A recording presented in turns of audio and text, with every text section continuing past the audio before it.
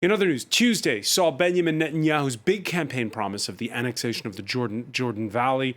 Israelis, though, woke up this Wednesday to images of their prime minister forced to interrupt a rally in Ashdod near the Gaza border after Palestinian rockets were fired and intercepted.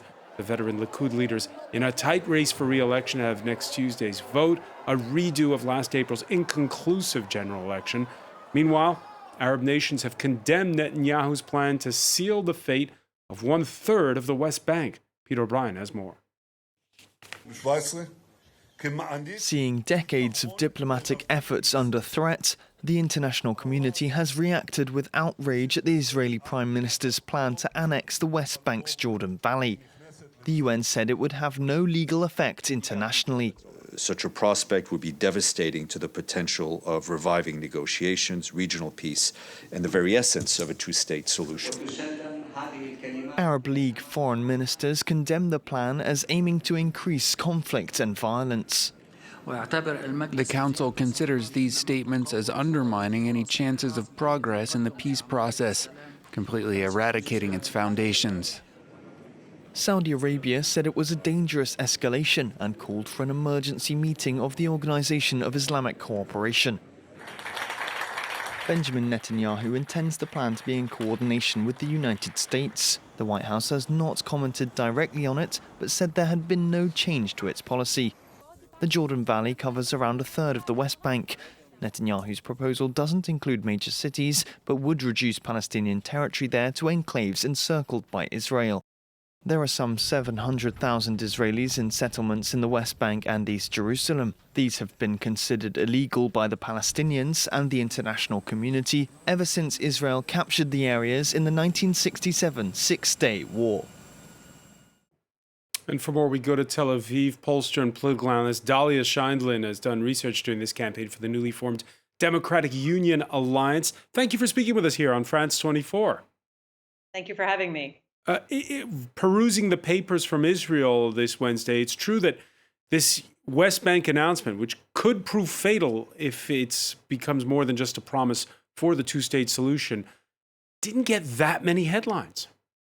I mean, I think that it depends on which paper you're looking at. If you look at the Israel Today paper, which is widely considered to be a mouthpiece of the prime minister, it has been leading in headlines with all sorts of commentary about what it means and reassuring the readers of that paper, who are essentially, again, it's very much aligned with Netanyahu, reassuring them and proudly reassuring them that it is a meaningful declaration and that it is only the beginning and that he plans to continue going further than what he promised yesterday. Yesterday, the emphasis that the prime minister placed was on the Jordan Valley. But of course, that was only an addition to previous promises that he has made to annex all of the settlements, the Israeli settlements in the West Bank. When you piece those together, the promise to annex settlements and the Jordan Valley and the places that he talked about, northern Dead Sea area, you're looking at more than 1/3 of the West Bank, which is how I know it's being portrayed. You're actually looking at what we call Area C. And if you go through with all of the plans he's spoken about, you will get 60% of the West Bank annexed by Israel. I think that, maybe the international headlines are a little bit less, but I think his voters are listening closely. And is he in tune with public opinion when he promises this? Well, he's very in tune with public opinion on the right wing in Israel. He's basically trying to consolidate the right wing, urge them to go out and vote. He wants turnout to be high among the right wing. And, the Israeli public is quite split about the issues of annexation. As soon as they know that annexation involves possibly full rights for Palestinians, including voting rights, they're not very happy about it. Only a minority support that. But when we talk about these incremental, partial annexations, when it's not clear really what the fate of the Palestinians would be, and maybe they will only have residency and maybe they won't really be allowed to vote, then support goes up. It depends on which portion you're talking about. But again, about over 40%, close to 50% of Israeli Jews certainly would support this kind of annexation. But among the right wingers, again, we're talking about over 60%, possibly up to 2/3. And those are the voters he's really trying to motivate. What he needs more than anything else is to get to 61 seats for the right wing parties without the party of Avgidor Lieberman, who was an essential part of the right-wing bloc last time, but has created a lot of trouble for him. So he thinks if he can get more of the right-wingers out to vote and more of them to consolidate around Likud, but even for the other parties, as long as it's not Lieberman, I think that he hopes that he will get 61 seats, by motivating this based on this issue. And how's it looking? Right now, the polls are very stubbornly stuck for him. The right-wing parties without Lieberman have only ever gotten between 55 and 58 seats. Of course, the Knesset has 120 seats, so he would need 61 if he is to have a majority coalition where he can be prime minister without Lieberman. And in all of the polls we've seen, and there have been dozens of polls at this point since elections were called again in late May, none of them show a majority. None of them show a majority for the right-wing parties without Lieberman. The closest he's ever gotten is 60 seats, but that's not enough. And even that, as far as I recall, was only one poll out of these many, many polls showing that whole right-wing bloc really stuck. The Likud party is running neck and neck with the challenger, blue and white, a little bit above, but barely. There have been polls showing blue and white pulling ahead by maybe one seat. I wouldn't place too much faith in that. Most of the polls show Likud getting maybe 32 or 31 seats and blue and white getting 31 or 30 seats. But that's going to be less important than the blocs. And if the results come in the way the polls have been looking, with that right-wing bloc getting fewer than 51 seats without Lieberman, then all sides will be dependent on this, party that is turning into a kingmaker. And nobody's really sure what Avgidor Lieberman of this smaller party will do. He's the one who brought down the coalition negotiations in late May. He and Netanyahu are longtime rivals, and it's clear from what the prime minister did yesterday that he's very nervous about having to be in the situation of depending on Lieberman to form a new coalition. And when he's nervous, or we've seen the run-up, there's been a pattern, right? In previous general elections, skirmishes either with Hezbollah or with Palestinian militants in Gaza. How's it looking for the remaining, 6 days before Israelis go to the polls? I think that for the most part, Netanyahu does not want these escalations to turn into a full-fledged war at this point. I mean, if there's a full-fledged war, we will probably postpone elections.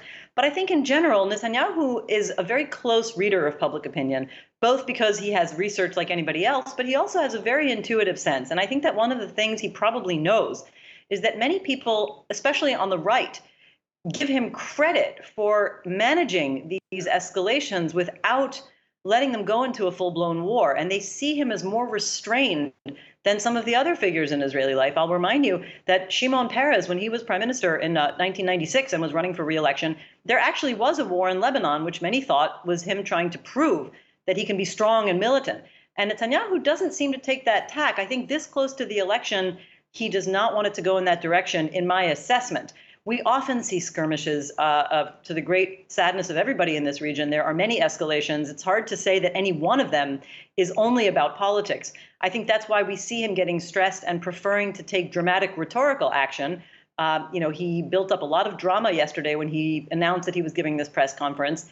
He is counting on the public knowing that it is always Netanyahu who dominates the Israeli political scene, whether it's for dramatic announcements, whether it's for statesmanship, another one of his great advantages. He looks like, in people's perception, the best statesman around. And he wants to, use those things and leverage them for all that they're worth. I don't think he really wants to show that he could not manage, the situation of military tension either on the southern, in the southern regions or in the northern border at this point. He'd rather show that he's in control. But which he didn't quite on with that rally Tuesday evening that he was forced to interrupt because of rocket attacks near Ashdod. Yes, it's true. Many people think that he is vulnerable because the people in the south have been living through rocket fire directed at civilians, which is a terrible situation for many, many years. And despite his tough talk and promises, nobody's managed to solve that situation, primarily in my analysis because they refuse to move ahead on a political solution, which would not solve all problems, but it might solve, the kind of problems that the residents there have suffered for a long time. And so some people think that he is vulnerable from those people living in the South who say, well, he hasn't managed to, bring us peace and quiet in the South. He's been in power for 10 years. He keeps saying he'll make order, and he just does not. However, in previous elections, we don't see evidence of that. What we see is that the people who live day in, day out with rocket fire come to different conclusions. Some of them come to the conclusion that Netanyahu is doing the best he can, and the only party to blame is Hamas, and that the best thing they should do is keep voting for Netanyahu. And others come to the conclusion that we need a change of government, but not all of them come to the conclusion that there should be a left-wing government. Some of them come to the conclusion that there should be a further right-wing government. And that's how it breaks down, which is why we've seen him stay in power this whole time. There is a large portion of people living in the South, living with that kind of rocket fire, who just say it's all Hamas's fault. There's not an attempt on their part to see any sort of shared responsibility for the situation or Israel's responsibility as the stronger party. And so they keep voting for him. Again, we could see a change. You always have to assume in Israeli elections that there will be some electoral surprise. But up until now, that's been the pattern. It's very hard to see something new when we've been through almost all of these things in previous election cycles, recent election cycles. Dahlia Scheindlin, one final question. Many wondering, will the future of Israeli politics be determined not by the ballot box, but by the Attorney General, who's been probing corruption cases against the incumbent Prime Minister? How much does that weigh on the minds of voters? Well, the interesting thing is that I don't think it weighs too heavily on the minds of voters, only because that, too, has been in the air for a long time. These investigations have been going on for years. The recommendation to indict him on 2 of the cases already happened, in February of 2018. And then the final recommendation about the 3rd case shortly before the last elections. Everybody's factored these things in already. But there's a logic to your question, which is that it's hard to see any surprises in the ballot box coming from the people. Again, there could always be a surprise, but I don't know where it will come from. The polls are very stable. What could bring him down is either, as you point out, the ongoing investigations that could turn into an indictment within some months after the elections. He faces a pre-indictment hearing several weeks after the elections, and that could be the beginning of the end for him.